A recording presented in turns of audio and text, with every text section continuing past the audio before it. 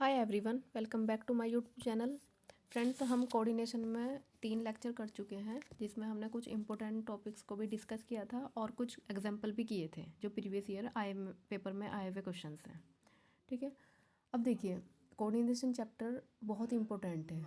ये चैप्टर हर एग्ज़ाम के लिए इम्पोर्टेंट है, चाहे वो कोई भी हो, इवन 12th हो, नेट हो, गेट हो, सेट हो, कोई भी लेक्चरर एग्ज़ाम हो, कोई भी कंपटीशन एग्ज़ाम होगा, उसमें कोऑर्डिनेशन बहुत इंपॉर्टेंट है। ठीक है, तो इस चैप्टर को बहुत अच्छे से करके जाना है। एनसीईआरटी से भी पढ़ना है और प्रीवियस ईयर क्वेश्चंस भी लगाने हैं। ठीक है, इसी सीरीज में हम आज नया क्वेश्चन करते हैं, जो हमारा लास्ट टाइम जो यूकेपीएससी ने पेपर कराया था प्रवक्ता का, उसमें आया हुआ क्वेश्चन है। ये है, which of the following compound of rhenium is most stable. देखिए, इन्होंने कहा है कि रेनियम का कौन सा यौगिक सबसे ज़्यादा स्टेबल है। ReCl2, ReCl3, ReCl4 and ReCl5। अब देखिए, हम कैसे बताएंगे। देखिए, इसके बारे में हमें सारी चीज़ें पता होनी चाहिए। हमारा जो रेनियम है, ये किस ग्रुप का एलिमेंट है। देखिए, जिसमें मैग्नीज, टेक्नीशियम और रेनियम, जिसे मैंने तो अपने ट्रिक से याद किया हुआ है, मन टी सी रे, ट्रांजिशन एलिमेंट है मन टी सी रे के नाम से। मन से मतलब मैग्नीज, टेक्नीशियम एंड रेनियम। अब देखिए, इसका एटॉमिक नंबर होता है 75 एंड इलेक्ट्रॉनिक कॉन्फ़िगरेशन कितना होता है। देखिए, इसका एटॉमिक नंबर कितना होता है। एटॉमिक नंबर होता है इसका 75। ठीक है, एंड इसका जो इलेक्ट्रॉनिक कॉन्फ़िगरेशन होता है, ये इंपॉर्टेंट है। जिनोन तो नोबल गैसेस का है। फिर है 4f14, 4f14। फिर है ये 5d5, 5d5 एंड 6s2। अब देखिए, 6s2 है ये। अब देखना, हमारे 5d में ये क्या है, d5 है और ये 6s2 है। d5 कम्प्लीटली हाफ फिल्ड है। देखिए, d में 5 ऑर्बिटल होते हैं, इसमें टोटल 10 इलेक्ट्रॉन आ सकते हैं, और हमारे में कितने हैं, 5 इलेक्ट्रॉन हैं।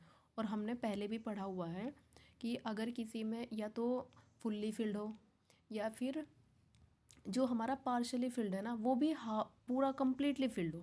जैसे अगर टोटल 10 आ सकते हैं, या तो सब में 2 इलेक्ट्रॉन हो, या फिर सब में एक इलेक्ट्रॉन हो, ऐसे करके।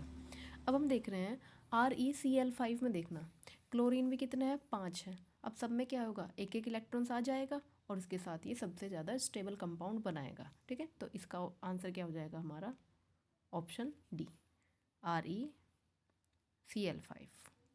ठीक है, ये होगा हमारा इसका करेक्ट आंसर। देखिए, ऐसे है ना, ये सब में एक इलेक्ट्रॉन, d5 है एंड 4s2 में भी क्या होगा, s में 2 इलेक्ट्रॉन्स हो जाएंगे। तो हमारा ऑप्शन डी इज करेक्ट है। ठीक है,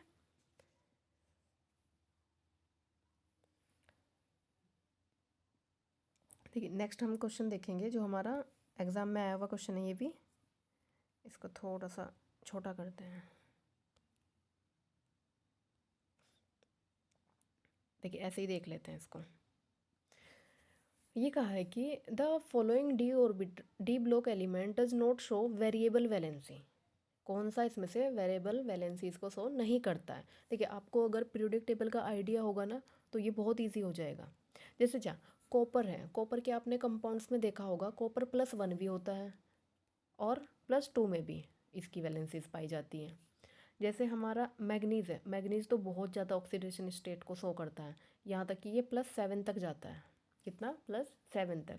+7 हो गया, +5 हो गया, बहुत सारे आपने कंपाउंड इसके देखे होंगे, तो ये भी नहीं है। आयरन को भी आपने देखा होगा, कभी आपने Fe2 पॉजिटिव में देखा होगा और कभी आपने Fe3 पॉजिटिव में देखा होगा।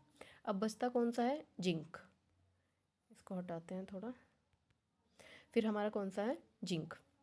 देखिए, जिंक का एटॉमिक नंबर कितना होता है, 30। ठीक है, तो लास्ट में जिसका जो बचता है, ये होता है 3d10 एंड 4s2। ठीक है, अब देखिए, ये फुल्ली फिल्ड है, डी में टोटल 10 इलेक्ट्रॉन है। अब ये क्यों ही अपने इलेक्ट्रॉन्स को देना चाहेगा, तो इसके जो ये 2 बचते हैं ना, s के 2 हैं, इनको ये क्या करता है, दे देता है दोनों को, और Zn2 पॉजिटिव बनाता है। इसलिए जिंक केवल क्या करता है, ओनली +2 ऑक्सीडेशन स्टेट को शो करता है। तो इसलिए इसका आंसर हो जाएगा ऑप्शन बी, जिंक हो जाएगा। ठीक है, तो मिलते हैं हम नेक्स्ट क्वेश्चंस के साथ। इस वीडियो में इतना ही रखेंगे हम। Thank you so much for watching.